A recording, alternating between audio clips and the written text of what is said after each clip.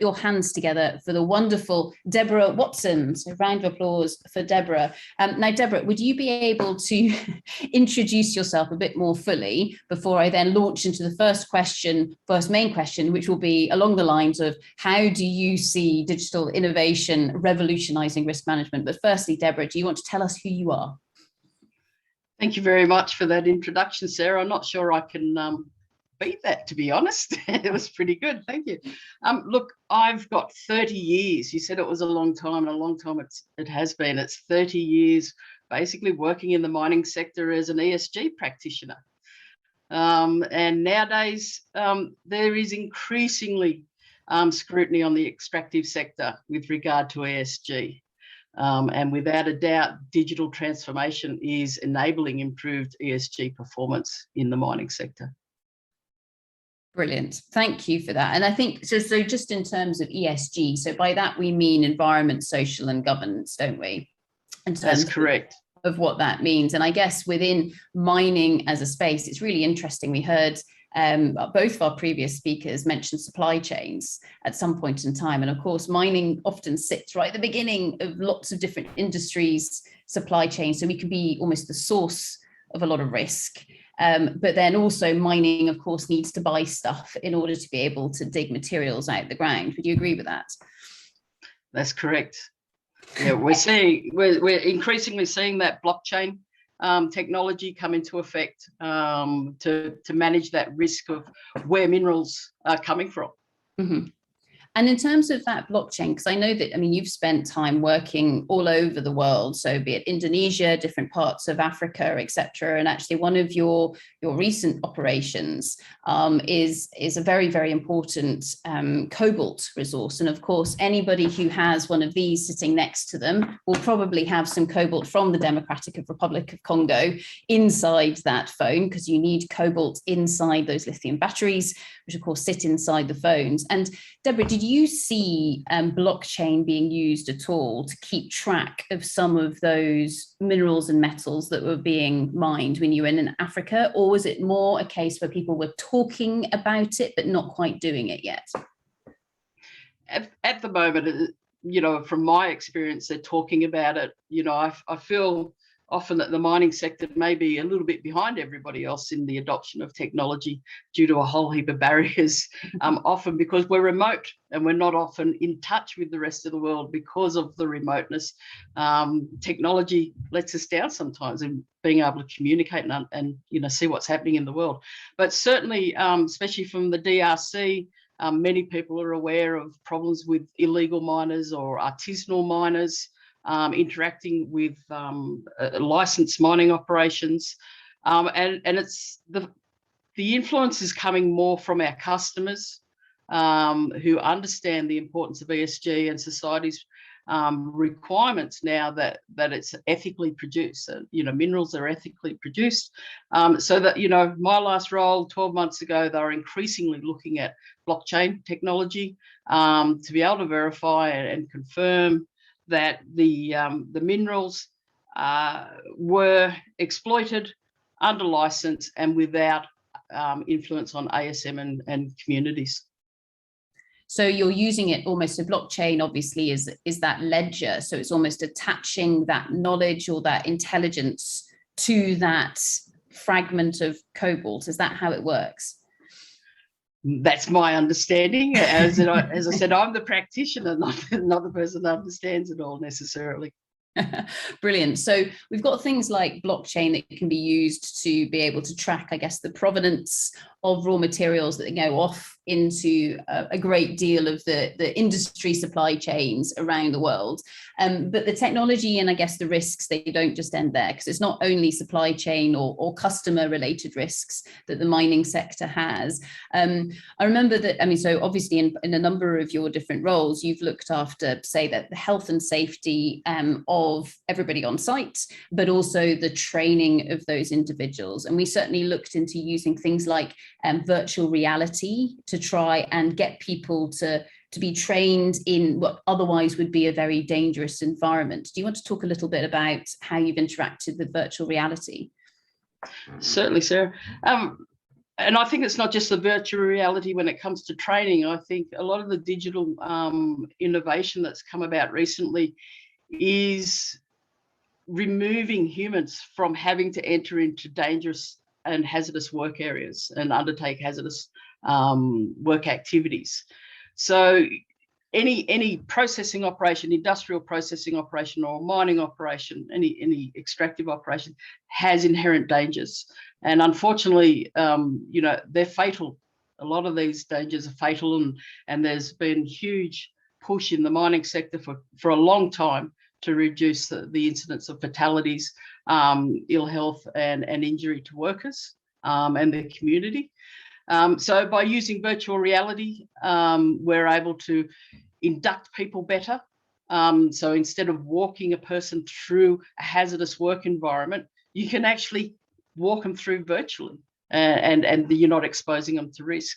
Likewise, in terms of carrying out activities, we're now using different platforms that are carrying sensors, so LiDAR, data acquisition in underground mines. Instead of sending surveyors down there for hours and hours and hours, we can remotely access these areas and study them intimately.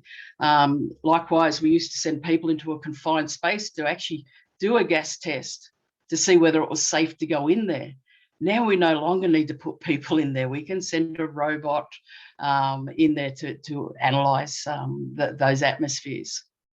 Brilliant. So this is almost like a kind of a little bit of a broadening of the focus of, I guess, what we've been talking about today, because our first two speakers, and granted they did go beyond this, but was mostly about how do we use digital techniques and technology to actually better understand our risks and then make decisions based on that. Whereas I guess what you're describing here is almost the use of things like robotics to either eliminate a risk or certainly reduce what sort of potential threat, so granted we're only talking on the threat side here, might be posed to human beings. So you've got robots eliminating risk and so therefore making the world a safer place for those individuals. Is that correct? That's correct. Big cause of fatalities in the mining sector is motor vehicle accidents, heavy vehicle accidents. We're seeing a hell of a lot of autonomous vehicles being used now, both on the surface and importantly now, because of improved wireless communication, we're seeing them underground as well, which is a very hazardous work environment. And so with this then, Deborah, so we've got data being generated from all of these different sensors and robots and bits and pieces that are out there. Now, Prabha obviously touched on this in terms of the data lake. How do you see within mining, and I'm assuming it's a similar problem that's faced by all other sectors, but how do you see mining making use of that Internet of Things, but then also trying to pull together the information? Is anybody actually able to do that yet? Or again, is it one of those dreams to say, hey, we can pull together all of this data? Absolutely. We're really starting to adopt this technology in the sector. We're looking at IoT platforms and data democratization. You used to have a specialist that used to run a model in their own bit of software, and that was siloed. And then, that might be mining software, but that's siloed from my areas of responsibility, say of HSC. And I don't have necessarily the access to that software because of licensing fees and so forth, and not having the knowledge on how to use it either. As a HSC professional, I cover every aspect of any mining operation, be it from exploration to the product going out the door, and every influence on health and safety and the environment along the way.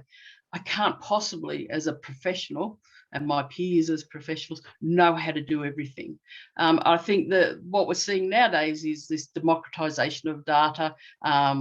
Gregory touched on it. That it's codeless or low-code digital platforms that are enabling anybody to access this data from a myriad of sources that we never had before. And I think that's bringing more risk intelligence to the forefront so that we can make more informed decisions.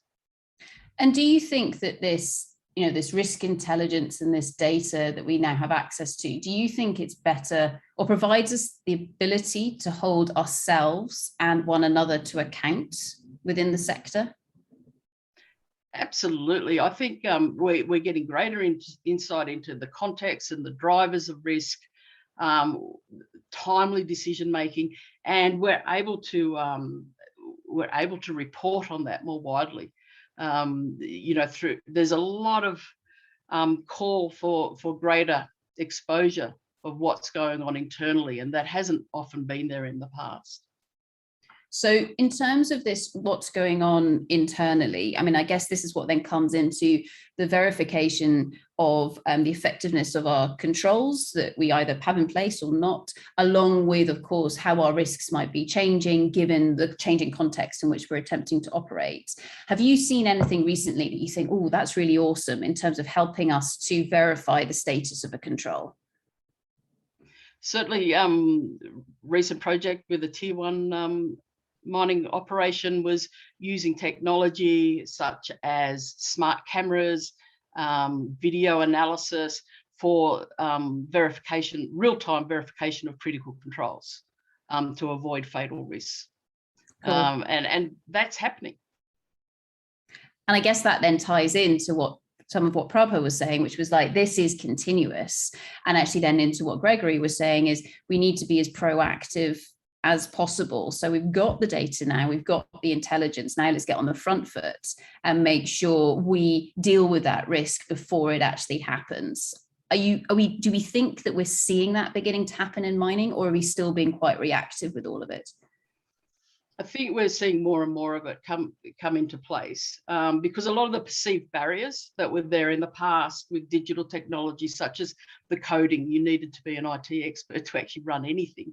The cost, the time for implementation, and the integration with enterprise applications, they're rapidly being resolved. Now you can stand up an IoT platform that can ingest data from multiple sources, analyze it, and spit you out answers in a week at a low cost. It's quite scalable now. So I think a lot of the perceived barriers that were there in the past are rapidly being eliminated. Cool. So final question, lovely Debra Watson. And bearing in mind, if people do have questions for Debra, I've seen all kinds of chatter going on behind the scenes. Debra will be able to answer your questions online. So Debra, we're talking about all of this exciting digital and technological innovation. Do you think that there are any aspects of risk management within mining or decision-making within mining that either cannot or should not be automated? I don't think any decision should be automated. I think humans still are more intelligent and we should make the decisions.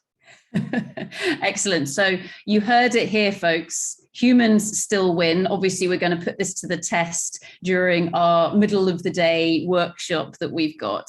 As you can probably gather, Debra and I could spend many, many hours talking about all of this. But with that, Debra Watson, thank you so, so much for your time. Really great to see you. Everybody, please put your hands together for the lovely Debra. Fantastic. Great. Thank you, Sarah. Brilliant. Cool.